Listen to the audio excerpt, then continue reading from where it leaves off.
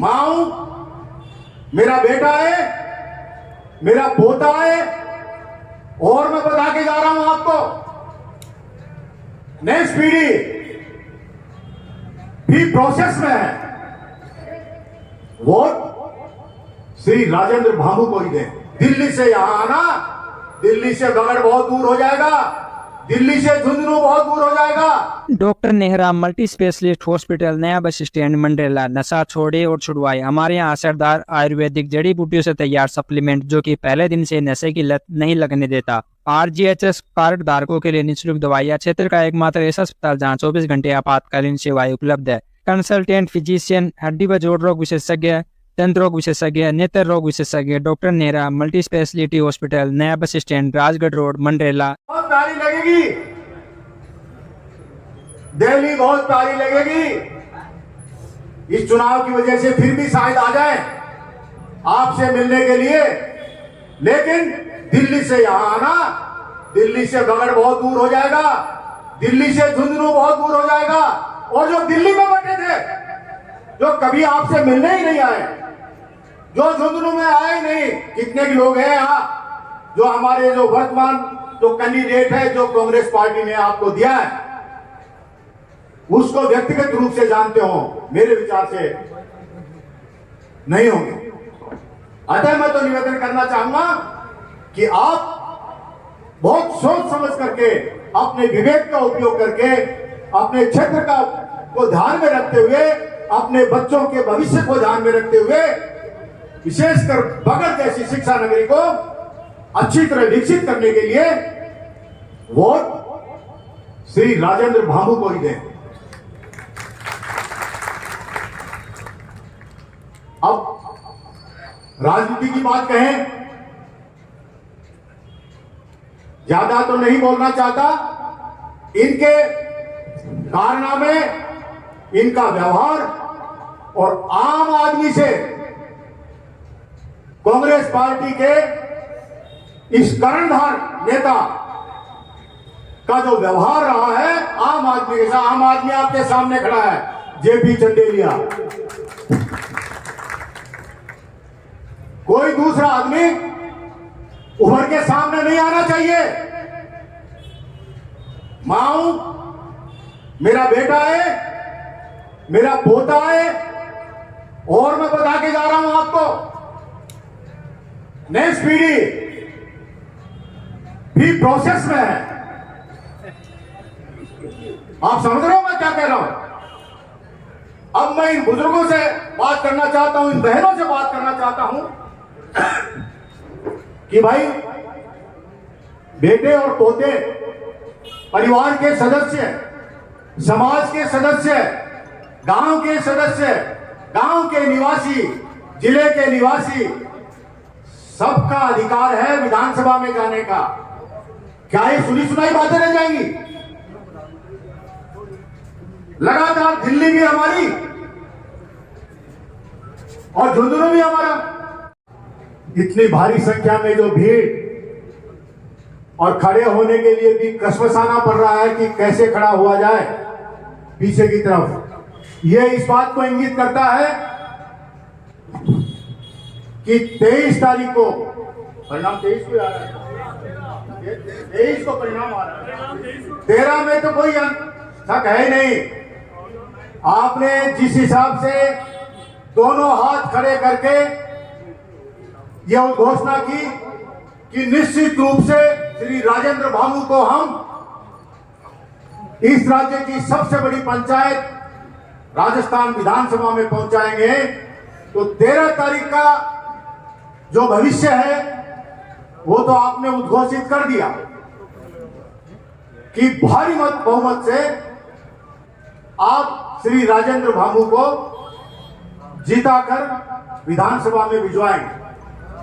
लेकिन चूंकि एक शिक्षा नगरी बगड़, मैं चिड़ावा का रहने वाला हूं, बगड़ मेरे लिए कोई पराया नहीं। आप यही मानिए कि मैं भी बगड़ का ही निवासी हूं।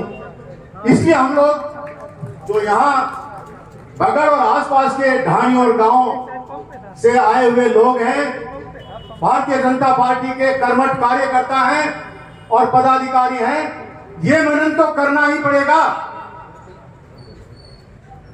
कि कंटेस्टिंग कैंडिडेट्स कौन कौन है।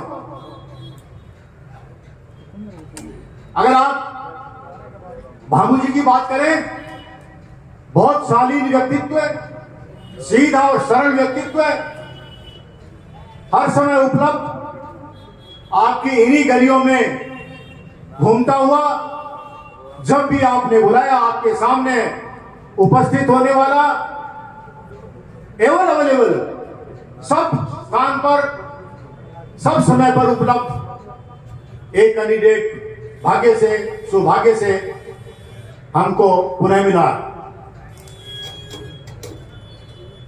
और दूसरी तरफ नेता आप किसको कहेंगे?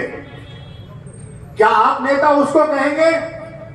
क्या आप प्रतिनिधि उसको चुनना चाहेंगे जो न आपको उपलब्ध, न आपकी बात सुनना चाहता, न आपके लिए डिजायर लिखना चाहता, न आपके लिए फोन करना चाहता? उसको थोड़ी कहेंगे। जो उपलब्ध है, जो आपके लिए काम करने को आतुर है, जो आपके लिए हर समय उपलब्ध है, वही व्यक्ति हमारा नेतृत्व करने वाला होना चाहिए। आपके यहां का ही निवासी समझते हुए आप मेरे उन दिनों को याद करिए जब मैं राजस्थान के विधानसभा के सभापति के रूप में हाउस को कंट्रोल करता था, और जब मेरी बारी विधायक के रूप में आती थी तो अपने क्षेत्र के विकास के लिए, वहां की योजनाओं के लिए, वहां की सड़कों के लिए, वहां के अन्य विकास कार्यों के लिए जी जान लगा करके आकंठ पूरी ताकत के साथ मैं अपनी बात उठाता था। और यही कारण था 50 साल के इतिहास को मैंने आप लोगों के आशीर्वाद से, पिलानी विधानसभा क्षेत्र के लोगों के आशीर्वाद से बदला और विकास की गंगा बही। बगड़ में मेरा तो रास्ता यही है, और बुजुर्ग बैठे हैं, वो ज्यादा अच्छा असेसमेंट कर सकते हैं क्या परिवर्तन लाया है आपका बगड़ में। अपन बगड़ की बात करें, मैक्रो और माइक्रो दो बात होती है विकास की।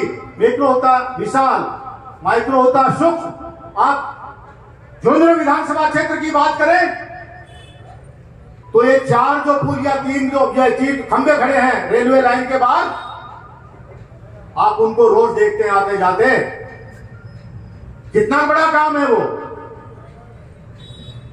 पुलों के जाल बिछ गए, आरओबी खूह बन गए प्रांत में, भारी ब्रिजेस बन गए, नदियों पे पुल बन गए, सड़कों का जाल बिछ गया, अनेक एग्रीमेंट और एमओयूज हो गए। लेकिन क्या झुंझुनू जिले का विकास उसी अनुपात में हुआ है? आप अपने दिल पर हाथ रख करके देखिए, अगर ये विकास नहीं हुआ तो उस विकास के लिए, उस अल्प विकास के लिए, या यो कहूं अविकसित झुंझुनू और अविकसित बगड़ के लिए कौन जिम्मेवार है? मेरे विचार से जिसको आपने राजस्थान की विधानसभा में गत 15-20 साल से भेजा है, वो व्यक्ति जिम्मेवार है। अगर वो व्यक्ति जिम्मेवार है तो उस नकारात्मक वो और कांग्रेस का जो कैंडिडेट है और जो अन्य कैंडिडेट है, उनमें कहीं कोई समानता नहीं है, कहीं कोई तुलना नहीं है। इनक्रेडिबल कैंडिडेट है जो अतुलनीय है। इसलिए अगर आपको मेरी बात अच्छी लगी हो और राजेंद्र भामू जी को राजस्थान की सबसे बड़ी पंचायत में भेजने का निर्णय आपने आत्मचिंतन के बाद ले लिया हो, तो मैं चाहूंगा कि जोरदार ताली बजाइए, भामू जी के कानों तक जानी चाहिए।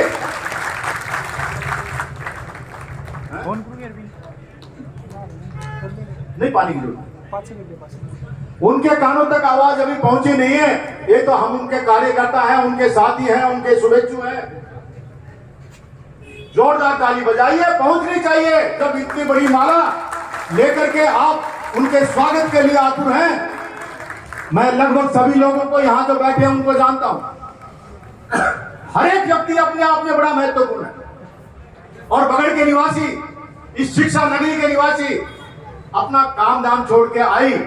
इस वक्त महिलाओं को बिल्कुल काम होता है घर में। ये माताएं बहनें आई हैं, ये बुजुर्ग लोग आए हैं जो इस समय कोशिश करते हैं कि भाई अब आप अपना खाना खा लिया, सोने के लिए जाएंगे।